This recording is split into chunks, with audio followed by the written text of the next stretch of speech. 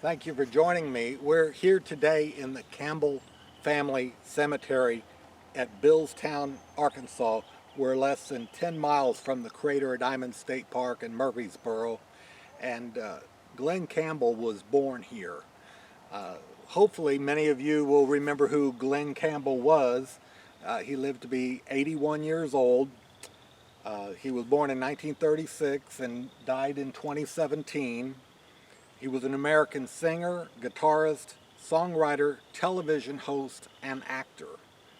He was best known for a series of hit songs in the 60s and 1970s and for hosting the Glen Campbell Good Time Hour on CBS television from 1969 to 1972. And my wife Cindy and I are both about the same age, and we enjoyed watching him on TV at that time. And Cindy worked with one of Glen Campbell's relatives and heard he was coming to town for a family reunion.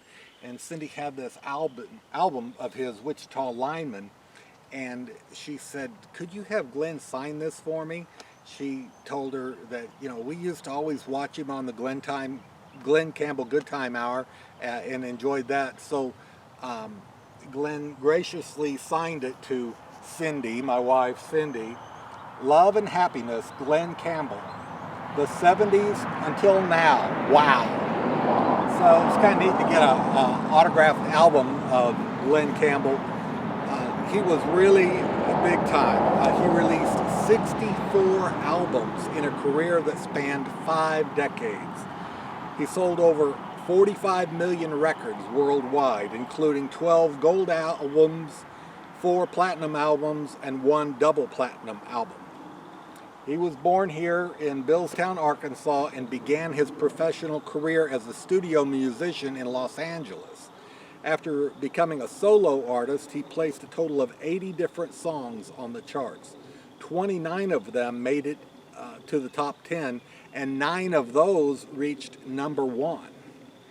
Among Campbell's most familiar hits are Gentle on My Mind, By the Time I Get to Phoenix, Dreams of the Everyday Housewife, Wichita Lineman, Galveston, Rhinestone Cowboy, and Southern Nights.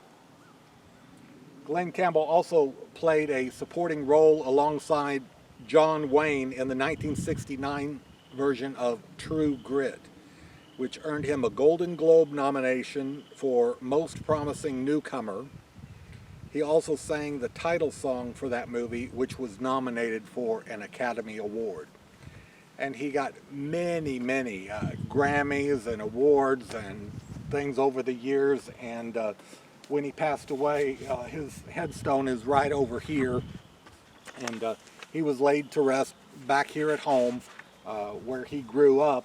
He had a very humble beginnings as born in 1936. There wasn't even electricity or running water here, and he only went to school until the age of 14 and dropped out, and then went to Houston.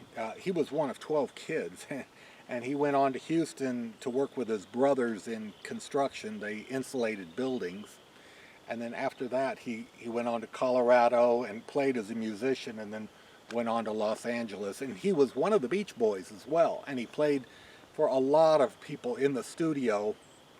Elvis Presley was one of them, and he said that Elvis could relate to Glen Campbell because they both had similar humble upbringings, picking cotton and spending a lot of time looking at the south end of a northbound mule.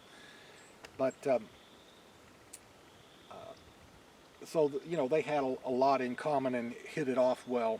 But he was really very famous, and we loved his show. And just stopping a moment to remember Glen Campbell, and I'm glad that the Department of Arkansas Heritage posted this sign in Glen Campbell's memory here at the family cemetery in Billstown, Arkansas.